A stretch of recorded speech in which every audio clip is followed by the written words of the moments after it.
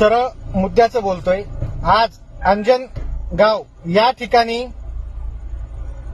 छत्रपती शिवाजी महाराज यांच्या स्मारकावरून जो वाद सुरू आहे, हा वाद मिटवण्यासाठी पवनकरवर परभणीवरून आला असेल किंवा तेथील मराठा समाज बांधव, मी पुण्यावरून आलो होतो आणि एसपी साहेब असतील, आमदार साहेब असतील, त्या ठिकाणी अनेक मराठा समाजाचे तरुण होते आणि सर्वांमध्ये चर्चा झाली की जो स्मारक बसवलेलं आहे ते जर मंदिराच्या जागेत असेल तर आम्ही स्थलांतरित करायला तयार आहोत।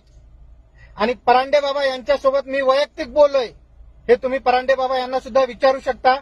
परांडे बाबा यांनी सुद्धा सांगितलंय की जर ते आपल्या जागेत असेल आणि ते जर हटवत असतील, स्थलांतरित करत असेल तर काहीही अडचण नाही, याला माझा होकार आहे। ते सुद्धा खुश झाले।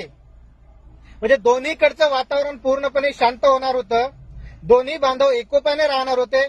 पण त्या ठिकाणी जे स्वतःला ओबीसी योद्धा म्हणतात असे लक्ष्मण हाके हे आल्याच्या नंतर जाणीवपूर्वक या महाराष्ट्रात मराठा धनगर वाद कसा पेटल यावरती त्यांनी भाष्य केलं।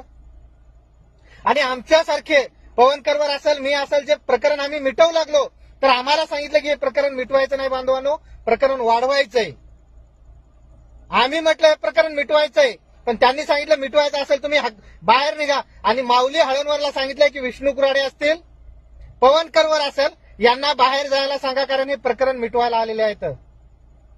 मग या महाराष्ट्रात तुम्हाला जो भोळा बाबडा धनगर समाज आहे यांना काय फक्त तुम्हाला वापर करून घ्यायचा आहे का? आणि विशेष करून मराठवाड्यातला जो धनगर समाज बांधव या ठिकाणी आलेला आहे तो तुम्हाला चालत नाही। म्हणजे जे मिटवायची भूमिका घेतात हे तुम्हाला चालत नाहीत। लक्ष्मण हाके, जरा स्वतःला नाही तर स्वतःच्या जीवाला काहीतरी वाटू द्या, जनाची नाही तर मनाची जरा लाज बाळगा। या महाराष्ट्रातला भोळा बाबडा धनगर समाज, मेंढपाळ बांधव धनगर समाज आज तुमच्यामुळे कुठं राहिलाय?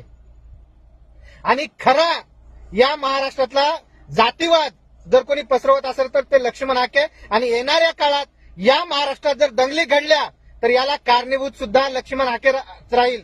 मी त्या समाजातला आहे, धनगर समाजाचा आहे, तरी सुद्धा हे बोलतोय आणि जबाबदारीपूर्वक बोलतोय, कारण लक्ष्मण हाकेला या महाराष्ट्रात दंगली घडवायच्या आहेत आणि याच्यातून फक्त आणि फक्त पैसा कमवायचा आहे, अर्थकारण करायचं आहे, बाकी काहीच नाही।